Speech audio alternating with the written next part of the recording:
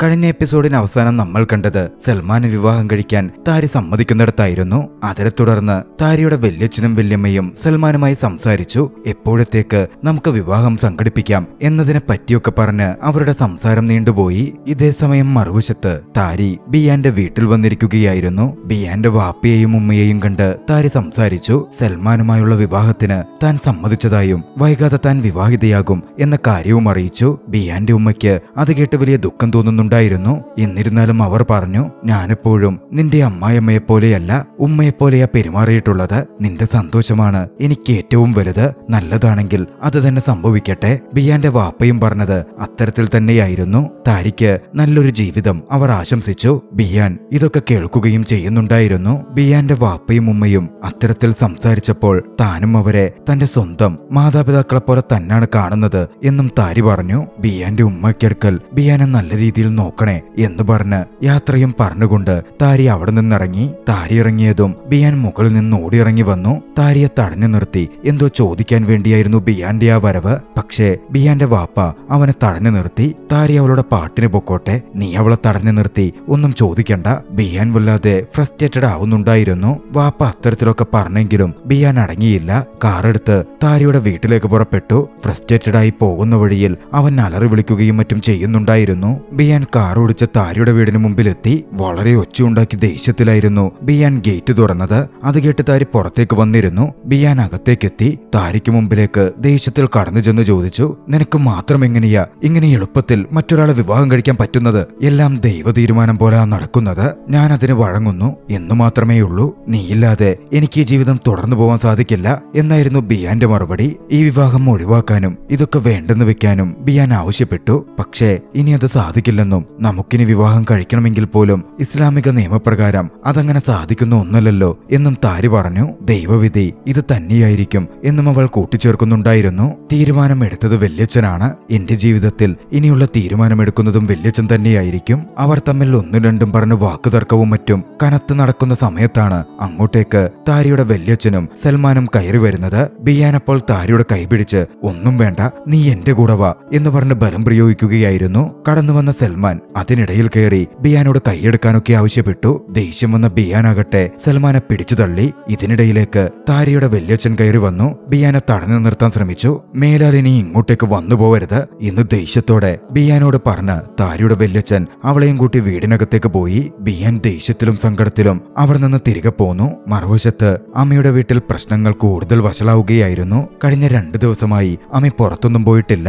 എപ്പോഴും മുറിയിൽ തന്നെ ഇരിപ്പാണ്. വാപ്പ അത് ശ്രദ്ധിച്ചിരുന്നു. അമ്മയെ വിളിച്ച് എന്താ കാര്യമെന്ന് വാപ്പ തിരക്കി. അകുമ്മും നീയും തമ്മിൽ എന്താ പ്രശ്നം എന്നും വാപ്പ ചോദിക്കുന്നുണ്ട്. കുഴപ്പമൊന്നുമില്ല, ഞങ്ങൾ തമ്മിൽ ചെറിയ വഴക്കുണ്ടായി. പക്ഷെ അത് സാരമായതൊന്നുമല്ല. അകുമ്മിന് ജോലി കിട്ടിയില്ല, അതിന്റെ ദേഷ്യം അവൻ പ്രകടിപ്പിച്ചെന്നേ ഉള്ളൂ എന്നമ്മ വാപ്പയോട് പറഞ്ഞു. പക്ഷെ വാപ്പയ്ക്ക് അത് ഉൾക്കൊള്ളാനുള്ള മനസ്സുണ്ടായിരുന്നില്ല. എന്റെ മോളെ അവൾ വേദനിപ്പിക്കുന്നേ, ഇനിയും അവൻ ഇതുപോലെ വീണ്ടും ചെയ്ത നിങ്ങളെ രണ്ടുപേരെയും ഞാൻ ഡിവോഴ്സ് ചെയ്യിപ്പിക്കും എന്ന് പറഞ്ഞ വാപ്പ അവിടെ നിന്ന് എഴുന്നേറ്റ് പോയി. അത് കേട്ട അമ്മയാണെങ്കിൽ വല്ലാതെ ഫീൽ ചെയ്തിരിക്കുന്നുണ്ടായിരുന്നു. സൽമാന്റെയും താരിയുടെയും വിവാഹം ഏറെക്കുറെ ഉറപ്പിക്കപ്പെട്ടിരുന്നു. അടുത്ത ദിവസം സൽമാൻ സാറയ്ക്കടുത്ത് വിവാഹത്തിന്റെ ഇൻവിറ്റേഷൻ കൊടുക്കാനെത്തി. എല്ലാം നമ്മുടെ പ്ലാൻ പോലെ നന്നായി പോകുന്നുണ്ട് എന്ന് സൽമാനും സാറയും അവിടെ വെച്ച് സംസാരിക്കുന്നുണ്ടായിരുന്നു. ആ സമയമാണ് സാറയുടെ സുഹൃത്ത് അങ്ങോട്ടേക്ക് വന്നത്. സാറയുടെ സുഹൃത്ത് ഒരു വർക്കുണ്ട് എന്ന് വന്ന് പറഞ്ഞപ്പോ അതെന്താണെന്ന് നോക്കുവാൻ സൽമാൻ അവളുടെ കൂടെ പോയി. മറുവശത്ത് ബിയാനാകട്ടെ വലിയ ദുഃഖത്തിലായിരുന്നു. ജീവിതത്തിൽ ഉടനീളം സംഭവിച്ച കാര്യങ്ങൾ ബിയാൻ ആലോചിച്ചുകൊണ്ടേയിരുന്നു. താരിയുമായി ആദ്യമായി കണ്ടുമുട്ടിയത് മുതൽ പിന്നീട് അവരുടെ ജീവിതത്തിൽ പ്രണയമുണ്ടായതും ശേഷം നടന്ന കാര്യങ്ങളും എല്ലാം അടക്കം അവന്റെ ഉള്ളിലൂടെ മിന്നിമാഞ്ഞു. അടുത്ത ദിവസം സൽമാന്റെ മുത്തശ്ശി താരിയെയും ഫാത്തിഹിനെയും സൽമാന്റെ വീട്ടിൽ ഭക്ഷണത്തിനായി ക്ഷണിച്ചിരുന്നു. ക്ഷണം സ്വീകരിച്ച് താരിയും മകനും അങ്ങോട്ടേക്കെത്തി. മുത്തശ്ശിയെ കണ്ട് താരി അഭിവാദ്യം അർപ്പിച്ചു. ശേഷം സൽമാന്റെ മുത്തശ്ശിയും താരിയും ഇരുന്ന് സംസാരിക്കാൻ തുടങ്ങി. സൽമാന്റെ കുട്ടിക്കാലത്തെ ഫോട്ടോ ഒക്കെ അവൾ നോക്കിക്കണ്ടു. മുത്തശ്ശി പറഞ്ഞു, സൽമാൻ 7 വയസ്സുള്ളപ്പോഴാ അവന്റെ ഉമ്മ പോകുന്നത്. അതേ പിന്നെ അവന്റെ വാപ്പ വലിയ ദുഃഖിതനായിരുന്നു. മോനെ നോക്കാൻ പോലും സാധിക്കുന്നുണ്ടായിരുന്നില്ല.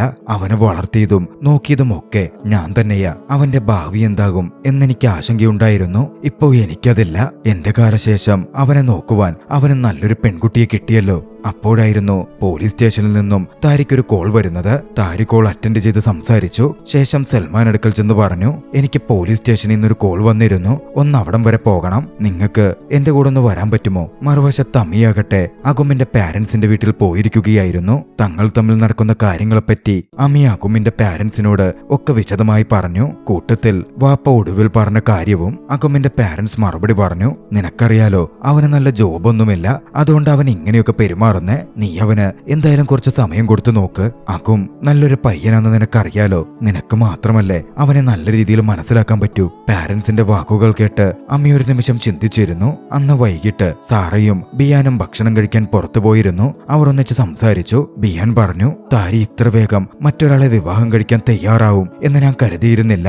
എന്തിനിതിനെ പറ്റിയൊക്കെ ആലോചിക്കുന്നേ? നിങ്ങൾ ഡിവോഴ്സ് ആയതല്ലേ? അവൾക്ക് ആരെ വേണമെങ്കിലും വിവാഹം കഴിക്കാൻ അർഹതയുണ്ട്. ഈ സൽമാൻ ആളെങ്ങനെയാ? സൽമാൻ വളരെ നല്ലൊരു മനുഷ്യനാ, അറിയാലോ. ഒരു ഉസ്താദാണ്, മതമൊക്കെ നന്നായി ഫോളോ ചെയ്ത് നല്ല രീതിയിൽ ജീവിക്കുന്ന വ്യക്തി. മറുവശത്ത് താരിയും സൽമാനും അപ്പോഴേക്കും പോലീസ് സ്റ്റേഷനിലെത്തിയിരുന്നു. സ്റ്റേഷനിലെത്തിയപ്പോൾ റാണിയുടെ വിഷയത്തിനാണ് വിളിപ്പിക്കപ്പെട്ടിരിക്കുന്നത്. അന്ന് റാണി ഫയർഫോഴ്സ് എടുത്തുപോയി താരിയുടെ വീട്ടിൽ ചില്ലടക്കം തകർത്ത് ആക്രമണം നടത്തിയിരുന്നല്ലോ. അതിന്റെ പേരിൽ കേസെടുക്കണോ? എന്താണ് വേണ്ടത് എന്ന് ഓഫീസർ ചോദിച്ചു. താരി പറഞ്ഞു, അത് ഇവരുടെ പ്രശ്നം കൊണ്ടൊന്നുമല്ല, പ്രശ്നം ഇവരുടെ ഭർത്താവ് റഫയുടേതാണ്. ആ ഒരവസ്ഥയിൽ ഏതൊരു ഭാര്യയും ചെയ്യുന്നതേ ഇവരും ചെയ്തിട്ടുള്ളൂ. അതുകൊണ്ട് ഇവരുടെ പേരിൽ കേസൊന്നും വേണ്ട.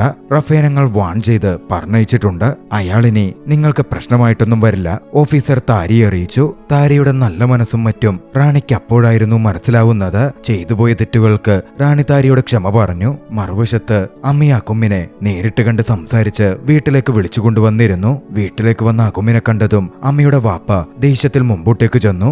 ഇവനെന്തിനാ വന്നത്? ഇവനോട് ഇറങ്ങി പോവാൻ പറ എന്നൊക്കെ ദേഷ്യപ്പെട്ട് പറഞ്ഞു. അമ്മയായിരുന്നു വാപ്പയോട് സംസാരിച്ചത്. വാപ്പ, അകുമ്മിനൊരു തെറ്റ് പറ്റിയതല്ലേ, അവന് തിരുത്താൻ ഒരു അവസരം കൊടുക്ക്. വാപ്പയോട് ക്ഷമ ചോദിക്കാൻ കൂടി വേണ്ടിയാ അവൻ ഇങ്ങോട്ടേക്ക് വന്നിരിക്കുന്നേ. ആ ഒക്കെ കൊള്ളാം. ഇനി നീ ഇവിടെ ഒരു പ്രശ്നം ഉണ്ടാക്കിയ, മോളെ വിഷമിപ്പിച്ച നിന്റെ പാരന്റ്സിനോട് സംസാരിച്ച് നിങ്ങളുടെ രണ്ടുപേരുടെയും ഡിവോഴ്സിന്റെ കാര്യത്തിൽ ഞാനൊരു തീരുമാനം അങ്ങെടുക്കും. എന്താ വാപ്പ ഈ പറയുന്നേ? അവന് ജോലിയില്ലാത്തോണ്ട് ആ ദേഷ്യത്തില് അവൻ പെരുമാറിപ്പോയതല്ലേ? അമ്മയത് പറഞ്ഞതും അകും പറഞ്ഞു, വാപ്പ ഇനി ഞാൻ അത്തരത്തിൽ മോശമായൊന്നും പ്രവർത്തിക്കില്ല, എന്നോട് ക്ഷമിക്കണം. വാപ്പയെ സമാധാനപ്പെടുത്താൻ അമി പോയി വാപ്പയെ ഹഗ് ചെയ്തു. പുറകെ അകുമും ചെന്ന് അമിയെയും വാപ്പയെയും ചേർത്ത് പിടിച്ചു. മൂവരും സന്തോഷത്തോടെ കെട്ടിപ്പിടിച്ചു നിന്നു. പ്രശ്നങ്ങൾ അലിഞ്ഞില്ലാതാവുകയായിരുന്നു. വീട്ടിലായിരുന്ന ബിയാൻ സൽമാന്റെയും താരിയുടെയും വിവാഹ ക്ഷണക്കത്തെടുത്ത് വേദനയോടെ അതും നോക്കിയിരിക്കുകയായിരുന്നു. അപ്പോഴായിരുന്നു അങ്ങോട്ടേക്ക് അവന്റെ വാപ്പയും ഉമ്മയും കിനാനും കടന്നു വരുന്നത്. അവർ ബിയാനടുത്ത് കിനാന്റെ മാരേജ് ഫിക്സ് ചെയ്യുകയാണെന്നും തന്റെ സുഹൃത്തിന്റെ മകനെ വിവാഹം കഴിക്കാൻ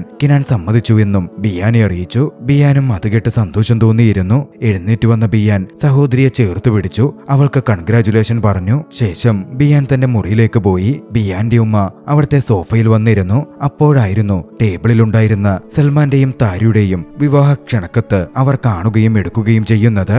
അത് കണ്ടതും അവർ ബിയാനെ ഒന്ന് നോക്കി. തന്റെ മകന്റെ അവസ്ഥയെ ആലോചിച്ച് അവർ ഒരു നിമിഷം അവിടെ ഇരുന്നു. മുറിയിലേക്ക് പോയ ബിയാൻ താരിയുടെയും സൽമാന്റെയും വിവാഹത്തെപ്പറ്റി ആലോചിച്ച് കൂടുതൽ അസ്വസ്ഥനാവുന്നുണ്ടായിരുന്നു. വിവാഹമോചന ശേഷം തന്റെ കയ്യിലെ വിവാഹമോതിരമെടുത്ത് അവനവിടുത്തെ അക്വേറിയത്തിൽ ഇട്ടുവെച്ചിരുന്നു. അതവൻ അതിൽ നിന്നെടുത്തു. അവൾക്ക് എങ്ങനെയാ എന്നെ ഉപേക്ഷിച്ച് സൽമാനെ വിവാഹം ചെയ്യാൻ പറ്റുന്നേ എന്ന് ദേഷ്യത്തിലൊക്കെ പറഞ്ഞ അവൻ കയ്യിലിരുന്ന മോതിരമെടുത്ത് വലിച്ചെറിഞ്ഞു. വൈകാതെ സൽമാന്റെയും താരിയുടെയും വിവാഹത്തിന് മണ്ഡപമടക്കം ഒരുങ്ങുകയായിരുന്നു. താരിയുടെ വല്യച്ഛൻ അതിന്റെ പ്രിപ്പറേഷൻസിലൊക്കെയായിരുന്നു. അമിയും വല്യച്ഛനെ സഹായിക്കാൻ അദ്ദേഹത്തിന്റെ കൂടെ തന്നെ ഉണ്ടായിരുന്നു.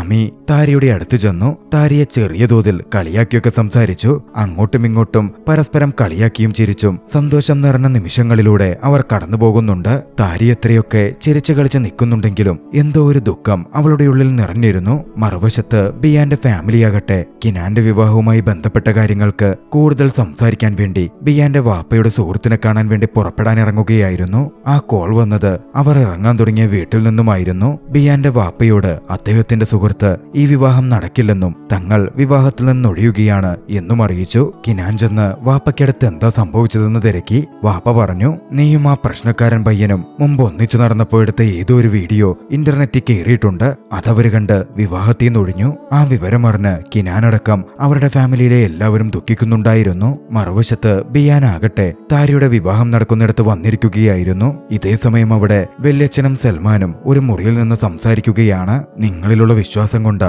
താരിയെയും ഫാത്തിഹിനെയും ഞാൻ നിങ്ങളുടെ കയ്യിൽ ഏൽപ്പിക്കുന്നത്. അവരെ നിങ്ങൾ നന്നായി നോക്കണം. അവളുടെ ജീവിതത്തിൽ മുമ്പ് കുറെ അരുതാത്തതൊക്കെ സംഭവിച്ചു. ഇനി അങ്ങനൊന്നും സംഭവിക്കരുത്. നിങ്ങൾക്ക് നല്ലത് വരട്ടെ എന്ന് പറഞ്ഞ് വല്യച്ഛൻ പുറത്തേക്കിറങ്ങി. മറുവശത്ത് താരിയാകട്ടെ ബ്രൈഡ് റൂമിൽ ഒരുങ്ങിയിരിക്കുകയായിരുന്നു. ആരോ തുടർച്ചയായി വാതിലിൽ മുട്ടുന്നു കേട്ട് താരി വാതിൽ തുറക്കാൻ ചെന്നു. വാതിൽ തുറന്ന താരി കണ്ടത് പുറത്തു വന്നു നിൽക്കുന്ന ബിയാനെയായിരുന്നു. ബിയാനെ കണ്ടതും അവളൊന്ന് ഷോക്കായിരുന്നു. താരി വേഗത്തിൽ ആ വാതിലടച്ചു. ബിയാനാണെങ്കിൽ വാതിലിൽ മുട്ടി താരിയോട് സംസാരിക്കണം എന്നാവശ്യപ്പെടുന്നുണ്ടായിരുന്നു. താരി പക്ഷേ വാതിൽ തുറന്നതേയില്ല. വാതിലിന് പുറത്തുനിന്ന് തന്നെ ബിയാൻ പറഞ്ഞു, നമുക്ക് വിവാഹമായപ്പോ നീ പറഞ്ഞിരുന്നല്ലോ എന്നെ വിട്ട് ഒരിക്കലും പോവില്ല, എന്റെ കൂടെ തന്നെ കാണും, എപ്പോഴും ഉണ്ടാകുമെന്ന്. എന്നിട്ടിപ്പോ നീ എന്നെ വിട്ട് പോവുകയാണോ? എനിക്കാകെ നീയേ ഉള്ളൂ. നീയാണ് എന്റെ ലോകം. കല്യാണമായ ആദ്യ നാളുകളിൽ ഞാൻ നിന്നെ ഒരുപാട് വേദനിപ്പിച്ചിട്ടുണ്ട്. പക്ഷെ അന്നൊക്കെ നീ എന്നെ അത്രമേൽ സ്നേഹിച്ച് നമ്മുടെ മാരേജ് സംരക്ഷിച്ച് കൂടെ നിന്നിരുന്നു. ഞാൻ തന്നെ നിന്നോട് ഒരുപാട് തെറ്റുകൾ ചെയ്തിട്ടുണ്ട്. നീ എന്നോട് ക്ഷമിക്കടോ. ഞാൻ എന്ത് ചെയ്യണോന്ന് പറ. എന്നെ വിട്ട് പോവരുത്. ഇപ്പോ നീ വിവാഹം കഴിച്ചാലും നിങ്ങൾ ഡിവോഴ്സായി നീ എന്റെ അടുക്കലേക്ക് തന്നെ മടങ്ങി വരും. ഞാൻ ഈ നിമിഷം നിന്നോട് പറയുകയാണ്, ആ ഒരു നിമിഷത്തിനു വേണ്ടി ഞാൻ കാത്തിരിക്കും. എന്നേക്കും നീ വരുമെന്ന് പ്രതീക്ഷിച്ച് കാത്തിരിക്കും. എന്റെ തെറ്റുകൾക്കൊക്കെ ദൈവം തന്ന ശിക്ഷയായിട്ടാ ഇതിനെ ഞാൻ നോക്കിക്കാണുന്നത്. പക്ഷേ എന്തൊക്കെയാണെങ്കിലും എല്ലാ കാലത്തും നീ എന്റേതാണ്. ബിയാൻ ഇതൊക്കെ പറഞ്ഞത് കേട്ടതും താരിയുടെ കണ്ണുകൾ നിറഞ്ഞൊഴുകുന്നുണ്ടായിരുന്നു. ഒരു നിമിഷത്തിനപ്പുറം ഞാനും നിന്നെ ഒരുപാട് സ്നേഹിക്കുന്നുണ്ട് ബിയാൻ എന്ന് പറഞ്ഞ് കണ്ണീരോടെ അവൾ വാതിൽ തുറന്നതും പുറത്ത് ബിയാൻ ഉണ്ടായിരുന്നില്ല. ബിയാൻ പോയി കഴിഞ്ഞിരുന്നു. എന്ത് ചെയ്യണമെന്നറിയാതെ അതേ വാതിലിൽ ചാരിയിരുന്ന് താരി പൊട്ടിക്കരഞ്ഞുകൊണ്ടിരുന്നു. അധികം വൈകാതെ താരിയുടെയും സൽമാന്റെയും വിവാഹ ചടങ്ങുകൾ നടക്കുകയായിരുന്നു. വിവാഹ ചടങ്ങിൽ സൽമാനോട് വിവാഹത്തിനുള്ള സമ്മതം ചോദിക്കപ്പെട്ടു. സൽമാൻ സമ്മതം അറിയിച്ചു. അടുത്തത് താരിയോടായിരുന്നു ചോദിക്കപ്പെട്ടത്. ഒരു നിമിഷം താരി ചിന്തിച്ചിരിക്കുകയായിരുന്നു. വല്യച്ഛൻ പറഞ്ഞ വാക്കുകൾ ഓർത്തതും വല്യച്ഛനു വേണ്ടി താരിയും തന്റെ സമ്മതം അറിയിച്ചു.